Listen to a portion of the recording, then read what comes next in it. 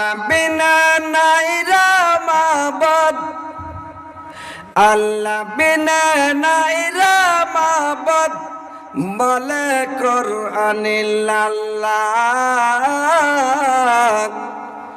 লা ইলাহা ইল্লাল্লাহ, লা ইলাহা ইল্লাল্লাহ।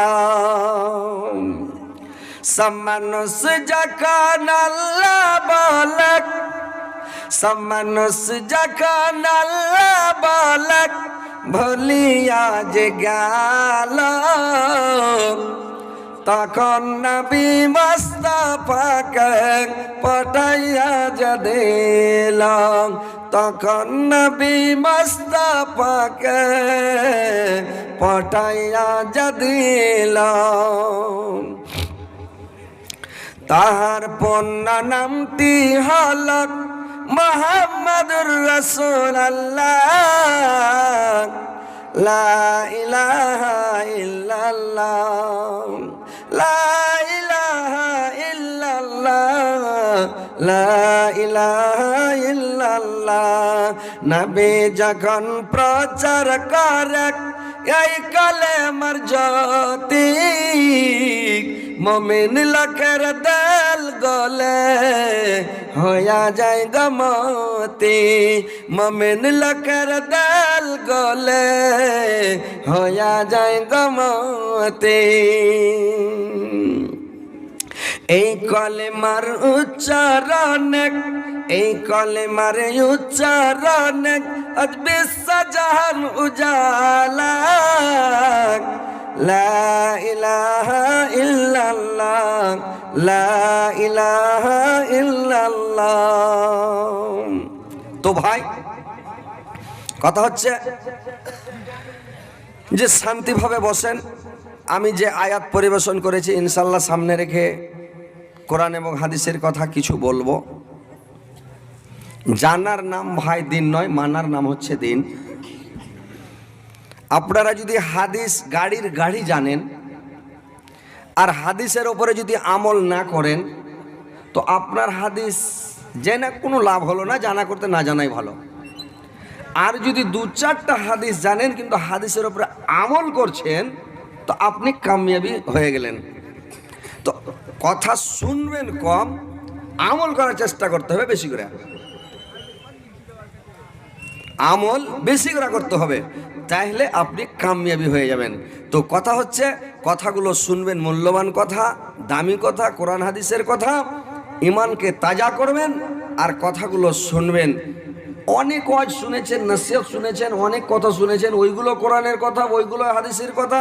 কিন্তু কথা হলো হাদিস কোরআনের কথা যখন শুনবেন তখনই নতুন মনে হবে, আর যখনই শুনবেন কোরআনের কথা, কোরআনের আয়াত যখন পড়া হয়, বারবার যদি পড়া হয়, বারবার পড়া হয়, তবুও মজা লাগবে। 10 বার 20 বার 50 বার পড়া হয়, একটা সূরাকে যদি 10 জনা 20 জনা খালি কেরাত করে পড়তেই থাকে, সুর করে পড়তেই থাকে, মজা লাগতেই থাকবে, খারাপ কোনোদিন লাগবে না ভাই। আল্লাহ এমন একটা মধু দিয়ে দিয়েছে কোরআনের মধ্যে, এত মিষ্টি, এত মানে ভালো, বলার শেষ নাই। তো কথা হচ্ছে কথাগুলো শুনেন, শোনার পরে আমল করার চেষ্টা করেন। জান্নাতে সবাই যেতে চাইছে, সবাই বলছে জান্নাতে যাব। তো জান্নাতে সবাই কি যাবে? আপনি নামাজ পড়েননি, আপনি যতই দান করেন, খায়রাত করেন, সাদকা করেন, হজ করেন, 52 হজ করেন, আপনি লাখ লাখ টাকা, কোটি কোটি টাকা আপনি দান করে দেন, কিন্তু আপনার সালাত নাই, মানে নামাজ নাই, আপনার কিয়ামতের দিন একটাও নেকি পাল্লাতে উঠবে না। একটা ঔষধ করার লেগে নেকি দুনিয়া পাবেন না, আপনার কিছু থাকবে না, সব সাফাচাট। নেকির পাল্লা আপনার খতম, গুনহার পাল্লা ভারী হবে, আপনাকে জাহান্নামে যেতে হবে। খুব দান খেরাত করেছেন, আবার শুনেলেন নামাজও পড়েছেন, রোজাও রেখেছেন, হজও করেছেন, জাকাতও দিয়েছেন, সব কাজ করেছেন, পৃথিবীতে কোনো কাজ বাকি রাখেননি, মানুষের সাথে ভালো ব্যবহার করেছেন, ভালোভাবে চলেছেন, কিন্তু আপনি মার সেবা করেননি, বাবার খিদমত করেননি, বাবার সেবা করেননি, মা বাবার সাথে নাফরমানি করেছেন, মা বাবাকে ভাত দেননি, আপনি মা বাপকে আলাদা করে রেখেছেন, মা বাপ হাত পুড়িয়ে ভাত খেয়েছে।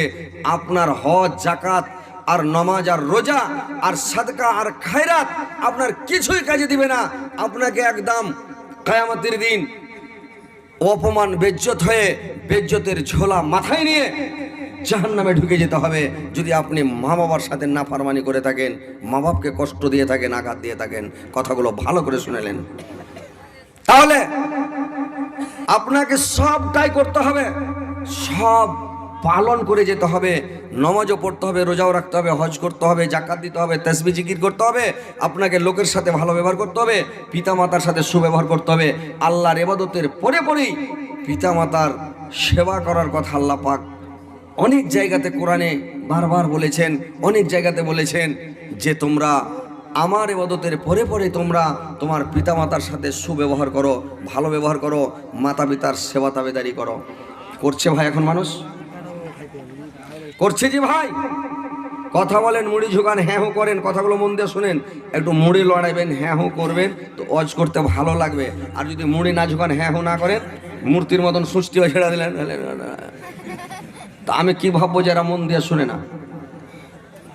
আর যদি একটু মুড়ি ঝুকান, হ্যাঁ না ভালো মন্দ একটু মুড়ি টুড়ি ঝুকাবেন, হ্যাঁ হো করবেন, তো ভালো লাগবে না। কি কথাটা, কি কথাটা ঠিক না? ঠিক জোরে কহেন ঠিক। এরকম বাংলাদেশে বলা যায় যে ঠিক, তাহলে জোর করে বলবে ঠিক। কত ভালো লাগে। বুড়া বক্তা চাংড়া হয়ে ছোটে যা বাংলাদেশে যাই যে ভাই, মানে সরসার দিক দেখে। আর এখানকার লোককে যতই বলবে নারাই থাকবে আল্লাহ, জোরে নারা লাগাবে না। এর এই অবস্থা আমাদের ভারতে, ইন্ডিয়ার মাটিতে। জোরে একবার নারা লাগান তো, শয়তানকে ভাগান তো, নারায়ে তাকবীর। হলো না? এটা ম্যাজিক্যাল হলো। আর একটু জোরে লাগান, নারায়ে তাকবীর। দেখেন তো কত সুন্দর হলো। তো এইভাবে একটু জোরে মুড়ি টুড়ি গালা লড়াইবেন। তো কথা হচ্ছে ভাই যে সবাই জান্নাতে যেতে চাইছে, সবাই বলছে জান্নাতে যাব, কিন্তু কথা হচ্ছে ভাই জান্নাতে যাবেন, কিন্তু আপনার জান্নাত কোথায় আছে আপনি শুনেছেন? জানেন যে বাপ মার পায়ের তলে জান্নাত, ছেলেদের বেহেশত। আমরা যত পুরুষ জাতি বেটা ছেলে আছি, আমাদের জান্নাত হলো আমার মার পায়ের নিচে বেহেশত, মায়ের পায়ের তলে আমাদের পুরুষ লোকের বেহেশত। আর পৃথিবীতে যত স্ত্রী জাতি আছে, নারী জাতি আছে, ওদের বেহেশত হচ্ছে স্বামীর পায়ের নিচে, ওর পুরুষের পায়ের নিচে। স্বামীকে খুশি করতে হবে, সন্তুষ্ট করতে হবে, রাজি করতে হবে, তারপরে ও জান্নাতে যাবে। আর আমরা আমার মাকে রাজি করব, মার সেবা করব, মার খিদমত করব, মাকে খুশি রাখবো, তারপরে আমরা জান্নাতে যাব।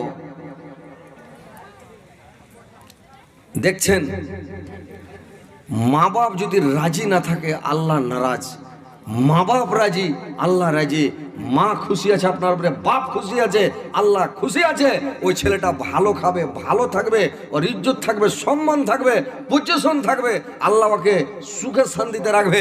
আর যদিও বাপ মার সাথে নাফরমানি করে, মা বাপকে কাঁদায়, আল্লাহ ওর উপরে নারাজ থাকবে। না ও সম্মান পাবে, না পজিশন পাবে, না ইজ্জত পাবে, না ও ভালো খাবে, ভালো থাকবে, কোনোদিন থাকবে না। ওর শরীর ঠিক থাকবে না, ডায়াবেটিস, হাই প্রেশার, কোন ঢাকার কী ব্যারাম, কোন ঢাকার কিডনিতে পাথর, কোন ঢাকার ওর পেশাব ডায়রিয়া ঠেকে গেছে, খালি চোঁচো করে বার হয়ে গেছে। ওনার বেমারির শেষ নাই। এই যে বাপ মার বরদোয়া, বাপ মার অভিশাপ। তো কথা হচ্ছে, কথাগুলো মন দিয়ে শুনবেন। যার বাপ মা বেঁচে আছে মন দিয়ে সেবা করতে লাগেন, আর যার বাপ মা মরে গেছে আপনার মোকা শেষ। আল্লাহর নবীকে বললেন সাহাবীরা, ইয়া রাসূলুল্লাহ, আমার যদি বাবা না থাকে, বলে তোমার চাচা বেঁচে আছে কি? তোমার চাচার সেবা করো। তোমার চাচাও যদি মরে যায়, তোমার বাবার বন্ধু কে ছিল দুনিয়াতে, কার সাথে উঠা বসা ছিল, মিল মহব্বত ছিল, বন্ধুত্ব ছিল, চলাফেরা করতো, দোস্তি করেছে, ওই লোকটার সেবা তাবেদারি করো।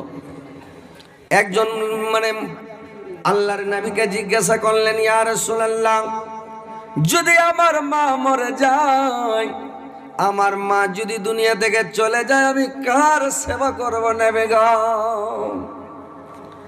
আল্লাহর নবী বললেন, রে আমার সাহাবারা শুনো, তোমার মা যদি দুনিয়া থেকে চলে যায়, তোমার যদি খালা বেঁচে থাকে, তোমার খালার সেবা করো, তোমার মার হক আদায় হয়ে যাবে, তোমার মার সেবা করা হয়ে যাবে। তোমার যদি খালা বেঁচে না থাকে, তোমার খালা যদি মরে যেয়ে থাকে, তাহলে তোমার মার জন্য বেশি বেশি করে দোয়া করো, বাবার জন্য বেশি বেশি করে দোয়া করো, বাপ মার জন্য দান করো, খায়রাত করো, সাদকা করো।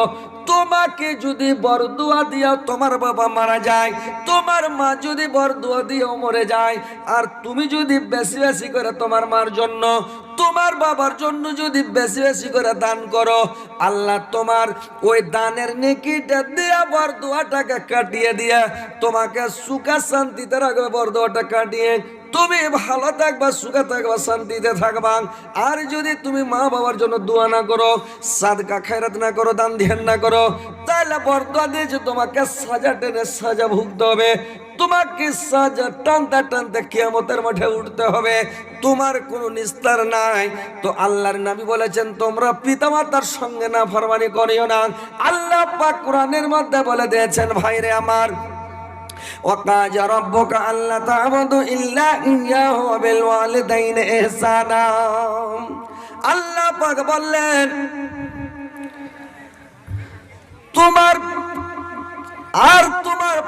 তোমার পালন কর্তার তোমরা ইবাদত করো, তার সঙ্গে কোনো জিনিসকে শরীক করিও না, এবং তোমরা তোমার পিতামাতার সঙ্গে সুব্যবহার করো। তাদের মধ্যে একজন হোক কিংবা দুইজন হোক, তোমার জীবন দশায় বার্ধক্য অবস্থায় উপনীত হইলে, বার্ধক্য অবস্থায় পেয়ে গেলে, তাদেরকে তুমি উহু শব্দ বলিবে না এবং তাদেরকে তুমি ধমক দিবে না। আর তাদের সঙ্গে কথা বলো সম্মানবাচক, নরম নরম করে বাপমার সঙ্গে কথা বলো, বাপমার সঙ্গে সিনা ফুলিয়ে কথা বলবে না। আল্লাহর ইবাদতের পরে পরে তোমার স্থান হচ্ছে তোমার পিতামাতার। তুমি আল্লাহর ইবাদত করে তোমার বাবার কাছে যাও, তোমার বাবার সেবা করো, তাবেদারি করো, খিদমত করো, তোমার বাবাকে সন্তুষ্ট করো, তোমার বাপকে খুশি করো, আল্লাহ নিজে খুশি হয়ে যাবে। তোমার বাপ যদি আজকে লোটায়, তোমার বাপ কানাকাটা করে, মা কানাকাটা করে, আল্লাহর কাছে যাও, তুমি খালি গিড়গিড়াও, মাথা ঠাটাও, খালি তুমি মানে খুব নামাজ রোজা করো, হজ করো, যাকাত দাও, তাসবিহ পড়ো, জিকির করো, আল্লাহ খুশি থাকবে না, আল্লাহ খুশি হবে না ভাই। আর যদি বাপ মা খুশি থাকে, বাপ মা রাজি থাকে, আল্লাহ নিজেই রাজি থাকবে। তো ভাইরে আমার, বাপ মার সঙ্গে কোনোদিন বেয়াদবি করবে না, বাপ মার সঙ্গে কোনোদিন নাফরমানি করবে না। তোমরা তোমার পিতামাতার সঙ্গে সুব্যবহার করো, ভালো ব্যবহার করো, আর তোমরা নরম নরম করে কথা বলো। বাপ মার আগা দিকে সিনা ফুলিয়ে কোনোদিন খাড়ো হবে না, ধমক দেখে কথা বলবে না, খেকড় মেরে কথা বলবে না, জামানির গরম কোনোদিন বাপকে দেখাবে না। বাপ যখন ছেলে মানুষ করে, বাপ কোনোদিন কি ভাবতে পেরেছে রে ভাই, আমার ছেলে আমার আগা দিকে সিনা ফুলিয়া খাড়ো হবে?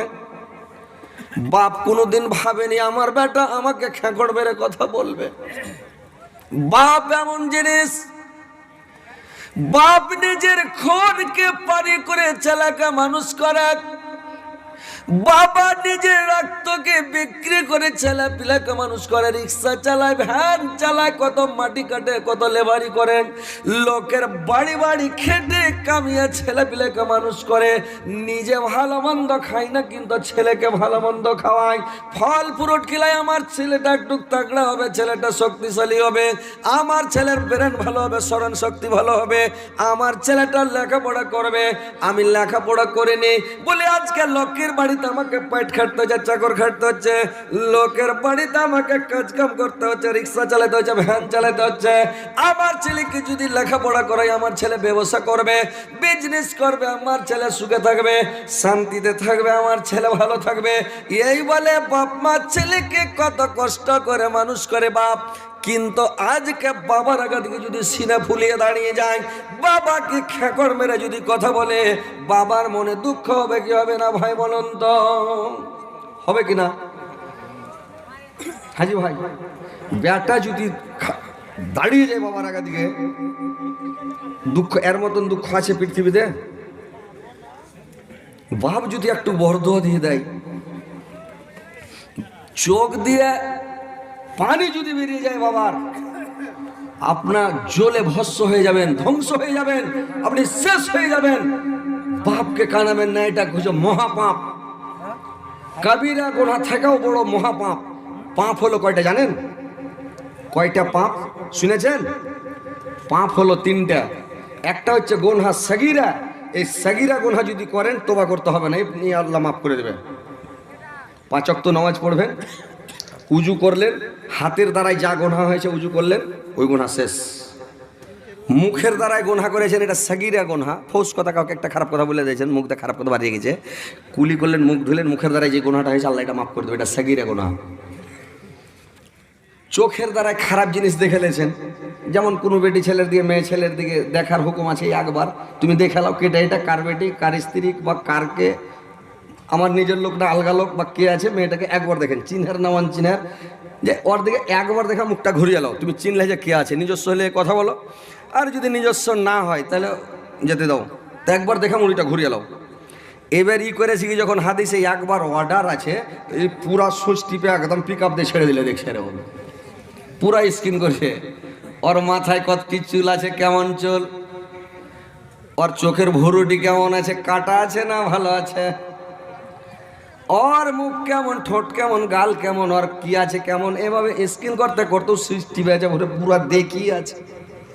দেখার পরে মনে মনে বলছে, হায় রে, তোকে খালি একবার বিয়ে করতে পেতাম রে। মনের মধ্যে গুনাহ হয়ে গেল, মনের মধ্যে জেনা হয়ে গেল। তো বলা হয়েছে তুমি খবরদার বেশি দেখবে না, চট করে দেখে তুমি মুখটা ঘুরিয়ে নাও, বেশি দেখতে যেও না, স্কিন করিও না, তার দিকে তাকাতে যাবি না। কিন্তু মানুষ করে কি, এইভাবে তাকায় রে ভাই। বন্ধুরে আমার, এই যে চোখের দ্বারাই যে গুনাহটা হলো, যখন মুখ ধুইলেন, চোখের দ্বারাই যেটা গুনাহ হয়েছে আল্লাহ পাক মাফ করে দেবেন, এটার জন্য তওবা করতে হবে না। আর একটা, আপনার গুনাহ যখন কানের দ্বারা কিছু খারাপ কিছু শুনেছেন, কানের দ্বারা গুনাহ হয়েছে, কানে লোক ঘুরে যখন কান মাসা করলেন, কানের গুনাহটা শেষ। মনে মনে ব্রেনে মানে আঁকাইছেন, মাথাতে আপনি ব্রেনে গাইছে, উম্মুক জনকে বিয়ে করব, উম্মুক জনকে এরকম করবো, আরাম পাড়বো, জাম পাড়বো, কোনো খারাপ কাজ করবো, কুকর্ম করবো, মানে মেলে কিছু ব্রেনের মধ্যে মানুষের গায়ে।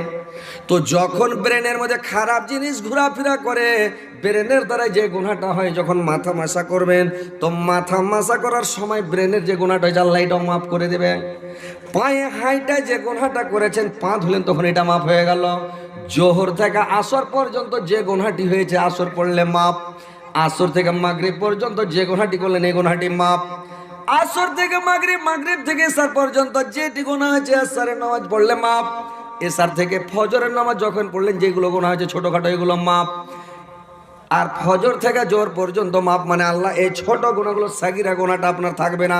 বিনা তওবাতে 5 ওয়াক্ত নামাজ পড়লে আপনি শেষ হয়ে যাবে ভাই। গুনাহ কাবীরা, যে কাবীরা গুনার জন্য আপনাকে কানতে হবে, আপনাকে তওবা নামাজ পড়তে হবে, মসজিদে যেতে